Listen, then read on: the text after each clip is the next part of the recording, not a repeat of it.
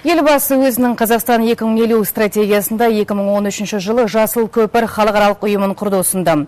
Еліміздің жасыл жолға ауысуы Астанада өтетін Экспо 2017 халықаралық көрмесі қарсаңында өте қажет, деді Нұрсұлтан Назарбаев.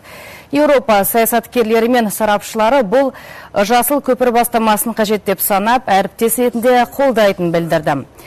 Қазақстанның 2050 стратегиясы жаңа жасыл технологияны енгізумен оған дайындық кезінде маңызды рөл атқарады деп есептейді. Австрияның экономика вице-министрі Кристиан Шенбауэр. Қоршаған ортаның ластануы, ауа райының өзгеруі секілді қауіптермен адам күресу керек. Жасыл экономика қуат көзін үнемдеу мен дәстүрлі емес энергия көздерін қолдану негізінде құрылуы тиіс, дейді Австрия саясаткері.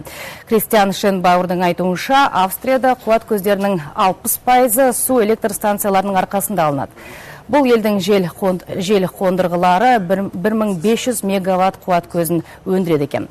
Еуропа саясаткерлері мен халықаралық ұйымдардың басшылары, соның ішінде бірыңғай ұлттық және өнеркәсіптік даму ұйымының бас директоры Канде Юнкелла Қазақстанның жасыл экономикаға өту шешімін қолдады. Сонымен қатар жасыл көпір бастамасында әріптестік танытуға даяр екенін білдірді.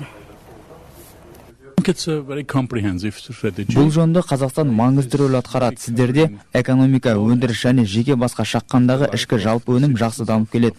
Қазақстан өндірісті дамыта отырып, қоршаған ортаны қорғаудың үлгісі бола алады.